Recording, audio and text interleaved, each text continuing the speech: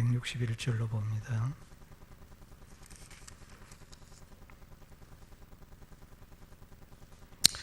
고관들이 거짓으로 나를 핍박하오나 나의 마음은 주의 말씀만 경외하나이다. 사람이 많은 탈취물을 얻는 것처럼 나는 주의 말씀을 즐거워하나이다. 나는 거짓을 미워하며 싫어하고 주의 율법을 사랑하나이다. 주의 어려운 규례들로 말미암아 내가 하루 7번씩 주를 찬양하나이다. 주의 법을 사랑하는 자에게는 큰 평안이 있으리니 그들에게 장애물이 없으리이다. 여호와여, 내가 주의 구원을 바라며 주의 계명들을 행하였나이다. 내 영혼이 주의 증거들을 지켜 싸우며 내가 이를 지극히 사랑하나이다. 내가 주의 법도들과 증거들을 지켜 싸우니 나의 모든 행위가 주 앞에 있음이니이다. 아멘.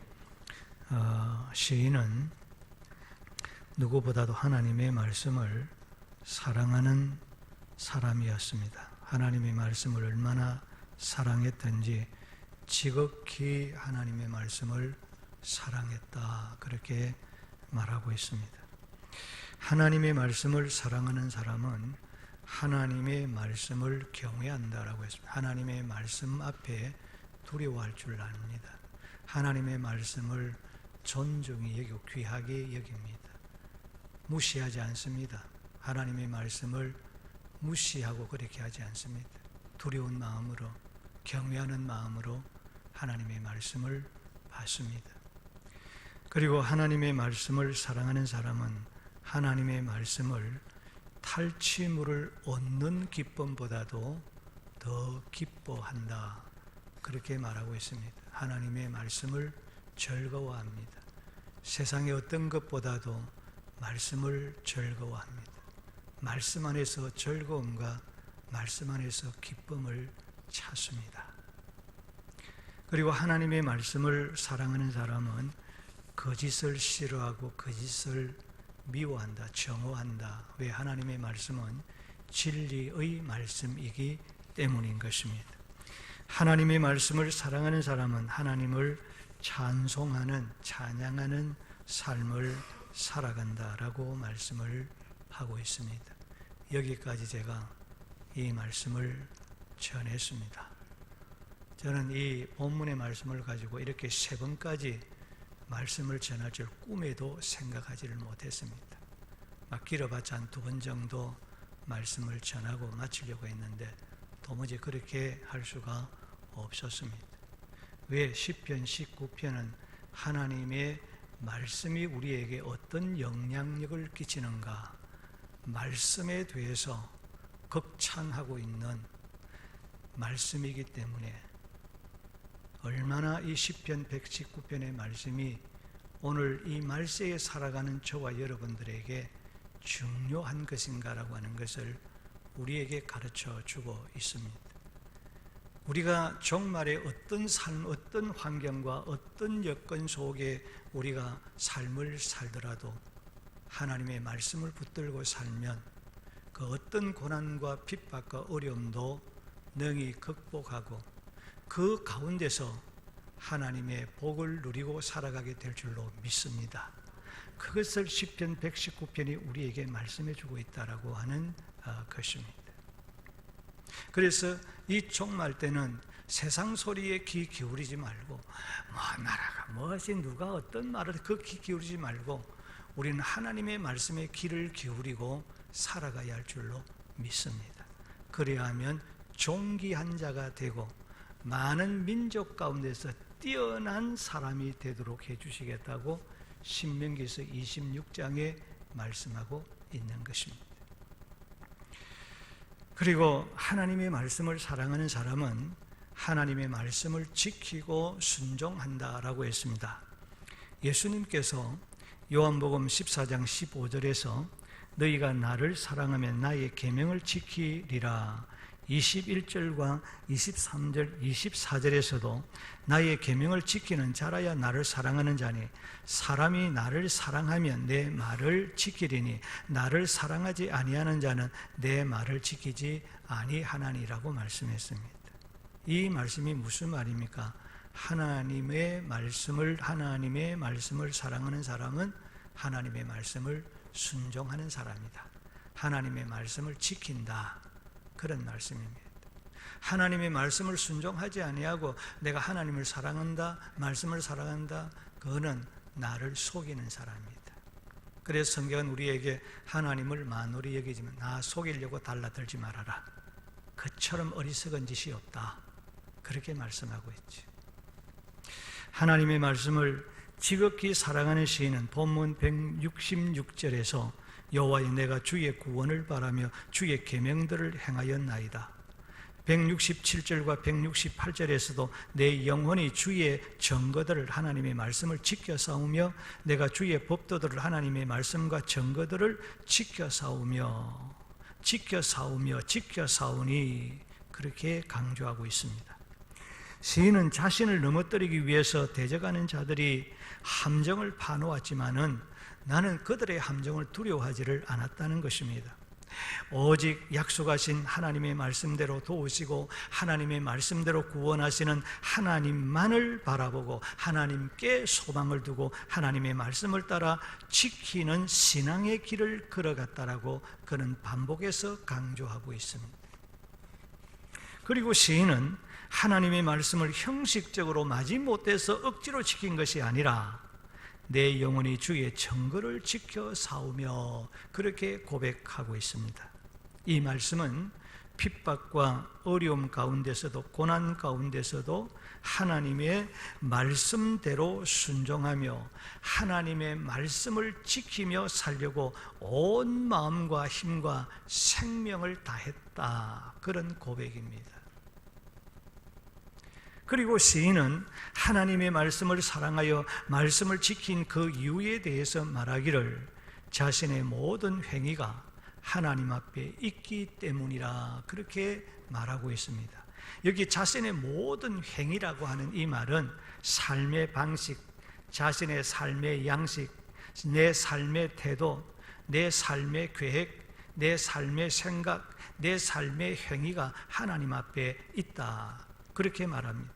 다시 말하면 시인은 자신의 모든 삶이 전지하신 하나님 앞에 적나라하게 놓여 있다는 것입니다.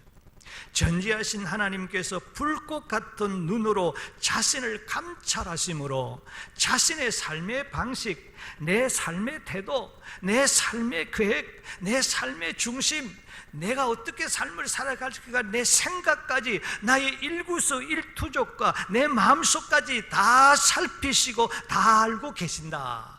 그런 고백입니다.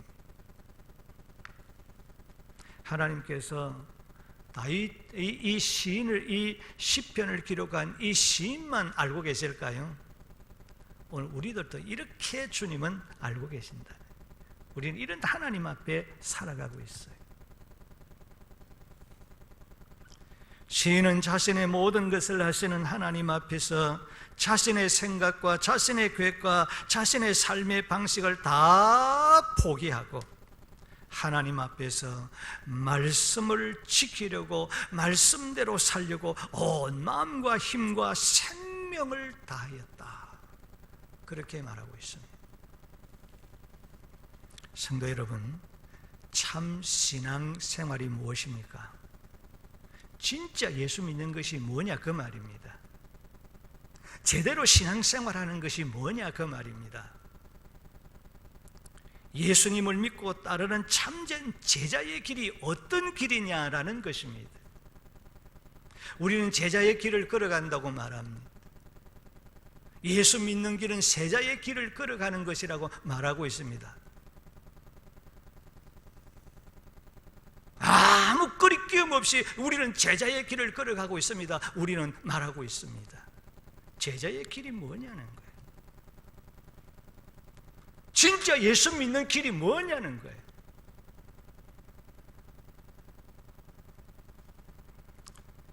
마태복음 16장 24절과 마가복음 8장 34절, 누가복음 9장 23절을 보면 예수님께서 제자들에게 누구든지 나를 따라오려거든 자기를 부인하고 자기 십자가를 지고 나를 따를 것이니라고 말씀했습니다. 신앙의 길은 내 생활의 방식, 나의 생각, 내 계획, 나의 뜻, 내 뜻을 고집하며 행하는 것이 아닙니다.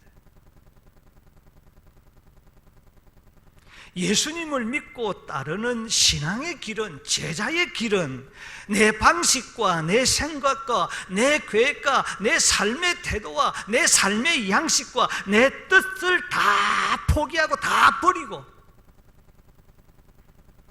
예수님께서 가르쳐 주신 그 말씀대로, 예수님의 뜻대로, 예수님의 방식과 예수님의 계획대로, 예수님의 생각을 따라 예수님의 요구대로 행하며 살아가는 거예요.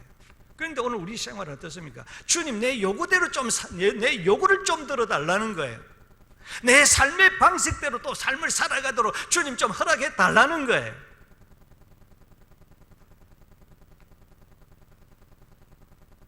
내 건 다 포기하는 거예요. 왜 그렇습니까? 예수 믿는다는 것은 내 인생의 주인이 바뀌었다는 거 아니에요. 나를 통치하는 통치자가 바뀌었다는 거 아니에요.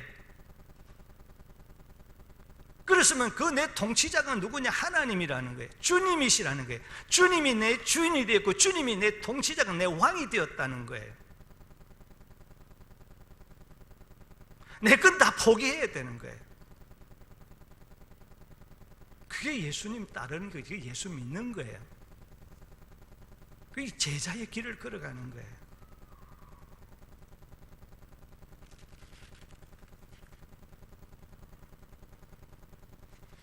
하나님의 말씀을 사랑한 시인은 핍박과 고난 가운데서도, 힘들고 어려운 가운데서도, 지금 시편 119편을 제가 이 강의를 하면서 계속해서 고난, 핍박, 어려움, 고통 이런 말이 많이 나옵니다. 위경, 위기. 지금 시인이 처하고 있는 상황은 그런 상황입니다. 그런 고통스러운 괴로운 상황 속에서 절망할 수밖에 없는 위경 가운데서도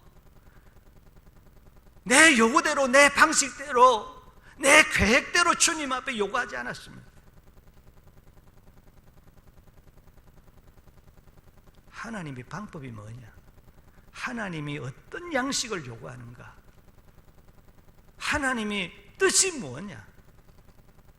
고난 가운데서 하나님이 죽으라 하면 나는 죽겠다는 거예요. 이 시인이 지금 가지고 있는 마음 중심은 그런 거예요.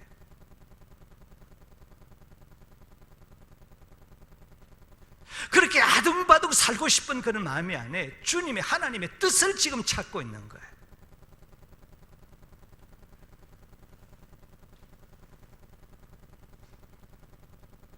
저도 사실은 삶이 그렇습니다. 하나님 원하시면 나 다 포기하겠습니다.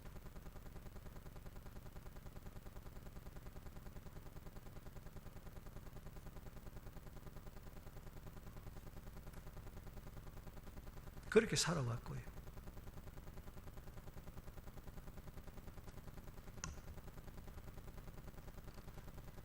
앞으로도 그렇게 살기를 원합니다.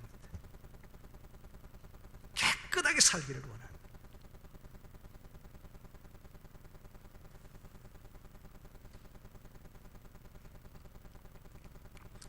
하나님의 말씀을 사랑한 시인은 핍박과 고난 가운데서도 자신을 부인하고 먼저 하나님의 말씀을 지키는 참된 신앙생활에 힘쓰고 최선을 다했다. 그런 말씀입니다. 여러분, 하나님의 말씀 사랑하시기를 주의 이름으로 축복합니다. 말씀 사랑하시기를 바랍니다. 말씀 사랑하면 이 길을 걸어간다는 거예요. 마지막으로 하나님의 말씀을 사랑하는 자에게 어떤 결과가 있다고 말씀합니까? 본문 165절을 다 함께 보실까요? 본문 165절.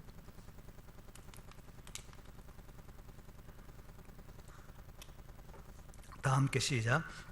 주의 법을 사랑하는 자에게는 큰 평안이 있으니 그들에게는 장애물이 없으리이다. 아멘.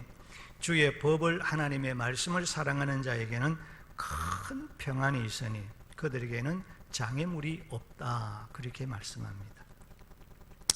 하나님의 말씀을 사랑하는 자에게 평안이 있다라고 말씀했는데, 하나님은 모세에게 말씀하시기를 자기 백성들에게 복 주시고 은혜 베푸시고 평강 주시기를 원하노라고 축복하라고 말씀했습니다.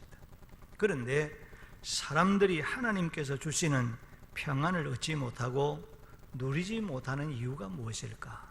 하나님은 우리에게 평강을 주시기를 원하시고, 하나님은 이 평강을 받고 삶을 살아가기를 원하시는데, 그런데 우리는 하나님이 그렇게 주시고 주의 종들을 통해서 하나님께서 주의 참된 평안을 주시기를 원하시고 계시는데, 또 주시는데 불구하고 우리는 그 주시는 하나님의 평안을 받아 누리지 못하고 살아가고 있다는 거예요. 참 안타까운 일이죠. 여러분, 우리 하나님은 정말 주시기를 원하시는 거예요. 하나님은 모든 것을 주신 분이에요. 우리 위해서 독자까지 아끼지 않았잖아요. 하나님은 우리 위해서 자신의 모든 영광 일시적으로 내려놓으시고 사람의 몸을 덧입으시고 이 땅에 오셔서 십자가에 죽기까지 하지 않았습니까? 그런 분이십니다. 그런데 우리는 그걸 거절하고 있는 거예요. 그걸 받지를 못하고 그걸 누리지 못하고 살아가고 있는 안타까움. 이유가 뭘까? 그는 죄 때문입니다. 죄가 우리의 평안을, 하나님의 주신 그 평안을 방해하고 있고 하나님 주신 그 평안을 빼앗아가고 있는 거죠. 죄가 있으면 마음에 평안이 없습니다. 기쁨이 없습니다. 성경은 우리가 왜 하나님이 주시는 평안을 얻지 못하고 누리지 못하는가? 의심과 불신 때문이라고 했고, 내 마음이 악하기 때문이라고 했고, 탐욕 때문이라고 했고, 염려를 주께 맡기지 않기 때문이라고 했고, 하나님의 말씀을 사랑하지 않고 하나님의 말씀을 듣지 않기 때문이다. 그렇게 말하고 있습니다. 목사님 무슨 소리 하십니까? 우리도 하나님 말씀 듣는데 그냥 귀로 듣는 게 아니라 마음으로 듣지 않는다는, 내게 주신 말씀으로 아멘으로 안 듣는다는 거죠. 그냥 한 귀로 듣고 흘러버리는 거지. 골라가면서 듣는다는 거죠. 내게 마음에 맞는 것만 듣는다는 거죠. 그걸 가리켜 자기 복음 가지고 예수 믿는다는 거예요. 오늘 현대인들은 자기 복음과 예수 믿는 사람 태반입니다. 그걸 버려야 됩니다. 놔버려야 됩니다. 말씀은 말씀 그대로 받으시기를 주의 이름으로 축복합니다. 말씀대로. 기도하지 않기 때문이라고 했습니다. 예수님 안에 있지 않기 때문이라고 했습니다. 나 예수 안에 있는 것처럼 보이지만은 예수 안에 없고 예수 밖에서 살아가는 종교인들이 너무 많다는 거예요. 그러니 마음의 평안을 누리지 없는 거죠. 목사도 예수 밖에 있는 목사들이 많습니다.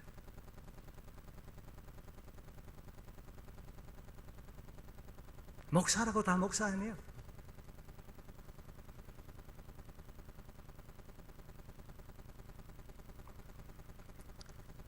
왜 하나님이 주시는 그 평안을 누리지 못할까요? 화목하지 못하고 서로 시기하고 미워하고 다투고 싸우기 때문이라고 했습니다. 그래서 성도는 예수 안에서 하나가 되어야 되고 예수 안에서 화목해야 되고 화평을 이루어야 할 줄로 믿습니다.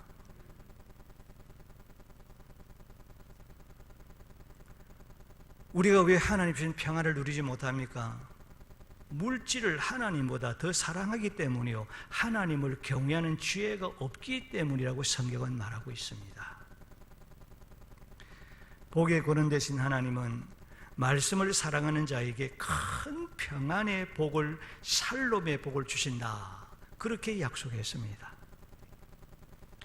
요한복음 14장 27절을 보면 예수님께서 나의 평안을 너희에게 주노라, 내가 너희에게 주는 것은 세상이 주는 것과 같이 아니하니라, 그렇게 했습니다.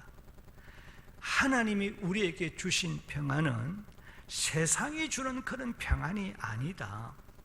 그렇다라고 한다면 오늘 세상이 주는 평안은 어떤 평안입니까? 세상이 주는 평안은 조건적인 평안입니다. 다시 말하면 환경이 좋을 때, 그리고 생각과 내 계획대로 하는 일이 잘 될 때, 근심이나 걱정이 되는 일이 없을 때, 괴로움과 어려움이 없을 때, 성공과 발전과 성장과 성진이 있을 때 오는 평안을 말합니다. 잘 될 때 오는 평안, 내가 원하는 대로 무엇이 이루어지면 오는 그 평안, 조건적인 평안이에요. 여러분, 그런 거 있으면 다 누구든지 다 그렇게 할 수 있는 거죠. 그 세상이 주는 평안, 우리 하나님이 주시는 평안은 그런 평안이 아니라는 거죠. 하나님께서 말씀을 사랑하는 게 자에게 주시는 평안은 예수 안에 있는 평안이라고 했고, 모든 지각에 우리의 생각과 도리와 이치에 뛰어난 초월한 평안이라고 했고, 오직 성령 안에 있는 평안이라고 했고, 믿음 안에서 주시는 평안이라고 했고, 모든 사람 앞에 선한 일과 화평을 도모하게 하는 평안이라고 말씀하고 있습니다. 하나님의 말씀을 사랑하는 자에게 주시는 하나님의 평안은 세상이 주는 조건적인 평안과는 질적으로 다른 평안이라고 말씀하고 있습니다. 하나님께서 주시는 평안은 모든 조건을 초월합니다. 세상의 풍파와 몰려온다 할지라도 어떤 위기와 고난과 상황과 형편 속에서도 당황하지 아니하고 흔들리지 않도록 범사의 평안을 유지하는 평안인 것입니다. 때로는 사방으로 우겨삼을 당할지라도 두려워하지 아니하고 평안함과 강함과 담대함으로 선한 일에 화평을 도모하게 하는 것입니다. 그러므로 하나님께서 주신 평안, 즉 샬롬은 인간에게 있어서 최고의 기업이라, 그렇게 말하고 있습니다. 우리에게 최고의 기업이 뭐냐? 하나님이 주시는 평안이라는 거예요. 그러면 기업이 뭐냐는 거예요. 무엇이 기업이라는 거예요? 기업이라고 하는 이 말은 올바른 이익을 생산하는 사업, 올바른 이익을 생산하는 분깃을 말합니다. 그리고 샬롬, 평안이라고 하는 이 말은 화해, 화목, 안식, 축복, 위안, 자유, 온전, 건강, 형통, 번영, 안전, 아름다움, 기쁨, 즐거움, 이런 다양한 의미를 가지고 있는 것이 샬롬이라고 하는, 평화라고 하는 단어의 의미인 것입니다. 그러니까 하나님께서 주시는 평안이라는 것은 화해와 화목과 영혼의 안식과 축복과 위로와 정신적인 불안과 억압에서 자유를 생산하게 하는 기업이라는 말씀이에요. 하나님께서 주시는 평안이라는 것은 하나님의 사람으로 온전하게 함과 영혼과 육신의 건강함과 형통과 번영의 복과 위기 상황에서도 흔들리지 않는 안전함과 마음의 기쁨과 즐거움을 생산하게 하는 기쁨이라는 거예요. 하나님께서 주시는 평안이라고 하는 것은 하나님을 영화롭게, 하나님을 기쁘시게 하고 세상을 이기게 하고 모든 사람에게 유익을 끼치게 하고 소망을 넘치게 하고 세상의 소금이 되게 하고 세상의 빛의 삶을 생산하게 하는 기업이 되는 것이 하나님이 우리에게 주신 평안이라는 거예요. 그러므로 이 세상에서 가장 높은 권력과 명예와 인기와 풍부한 물질을 가지고 있어도 하나님이 주신 마음, 하나님이 주신 이 평안이 우리의 마음에 없다고 하면 우리가 가지고 있는 그 높은 그 권력과 명예와 인기와 그 풍부한 물질이 아무런 의미 없고 가치가 없다는 거예요. 우리가 잘 아는 말에는 못 넣어. 돈이 없습니까? 미모가 없습니까? 권력이 힘이 없습니까? 왜 그가 자살했을까요? 마음에 하나님의 평안이 없어서 자살한 거예요.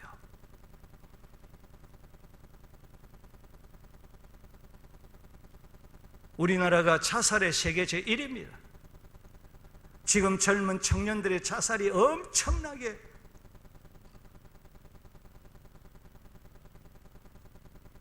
보도는 하나도 지금 안 하고 있죠. 왜 그럴까요? 마음의 평안이 없어서 그런 거예요. 마음의 평안이 없어서. 하나님이 주신 평안이 없었어.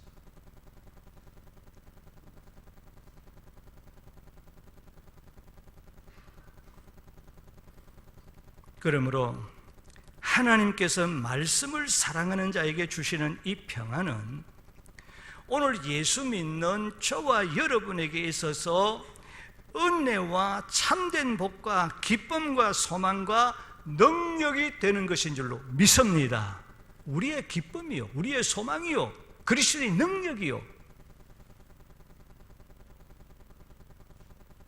세상에 억만금을 갖다 줘도 그것과는 비교할 수 없는 거예요.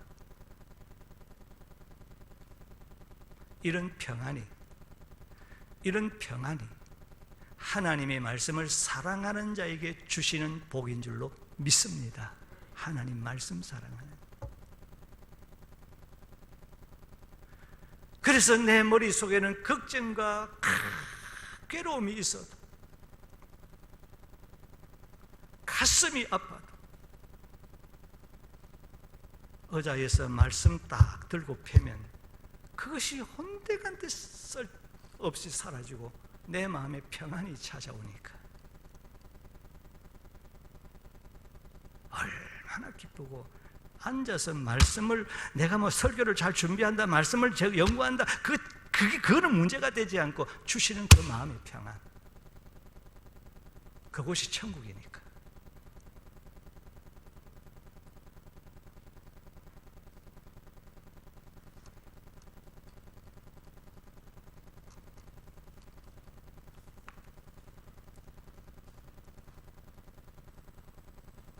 그러므로 오늘 저와 여러분은 하나님께서 주시는 그 평안으로 온전히 하나님을 잘 믿고 섬기는 그런 우리 성북교회 성도들이 되기를 주의 이름으로 축복합니다. 그리고 하나님의 말씀을 사랑하는 자에게 주어지는 은혜와 축복, 그 결과가 무엇인가 하면 장애물이 없습니다. 그렇게 했습니다. 장애물이 없을지어다. 주의 법을 살아가는 자에게는 장애물이 없으리니 라고 했습니다. 이 장애물이라고 하는 것은 귀찮게 방해하는 물건이나 넘어지게 만드는 것들을 말하는 것입니다. 그러면 우리들의 신앙과 삶과 성장을 가로막고 넘어지게 하고 파괴하는 것들은 어떤 것들이 있습니까? 우리를 언제나 대적하고 분쟁을 일으키는 원수마귀입니다. 죄악과 죄악된 생각과 죄악된 선택과 습관입니다. 이단과 거짓 선지자들입니다. 욕심과 정욕과 하나님보다 더 사랑하는 것, 그 우상입니다. 사탄에게 사로잡혀 감정대로 혈기와 분을 내고 거짓과 모함으로 교회와 성도들을 억압하고 핍박하는 자입니다. 교회와 성도들을 비방하고 헐뜯고 거짓으로 중상모함하는 자입니다. 진리를 대적하고 주의 일을 방해하는 자들입니다. 불신결혼입니다. 교만과 시기와 질투와 거짓과 부정적인 말로 문제를 일으키는 자들입니다. 서로 미워하고 싸우고 분쟁을 일으키는 당을 만드는 자들입니다. 진리를 역행하는 동성애와 포괄적 차별 금지법 등을 호의적으로 말하는 그러한 자들인 것입니다. 자, 오늘 우리 한국이 참 너무 엄청난 교회들이 죄를 범하고 있습니다. 이 포괄적 차별금지법, 동성애를 옹호하고 있다는 놀라운 사실. 이제는 빼도 박지를 못합니다.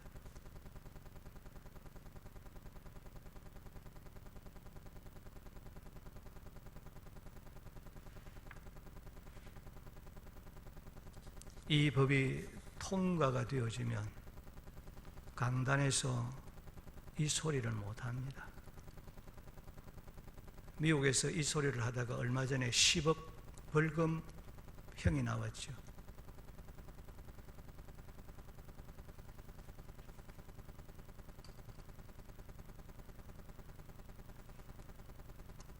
그렇게 되면 강단이 강단입니까?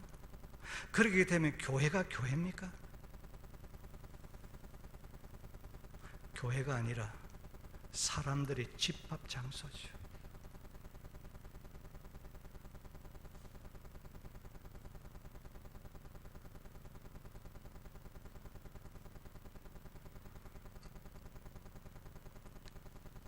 그러니까 하나님의 말씀을 사랑하는 자에게는 신앙과 삶을 바르게 하지 못하도록 방해하는 그 어떤 것들이나 넘어지게 하고 파괴하는 그 어떤 것이라도 제거해 주신다, 그렇게 말했습니다.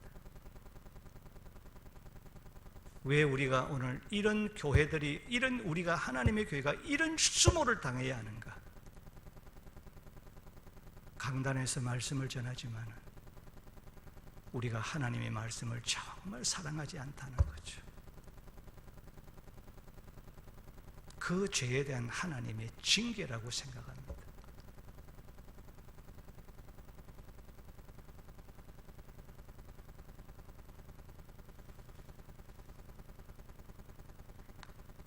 여러분 집으로 돌아가서 이전보다 더 하나님의 말씀을 사랑하는 마음을 가지고 하나님의 말씀을 읽으시고 하나님의 말씀을 대하시기를 주의 이름으로 축복합니다.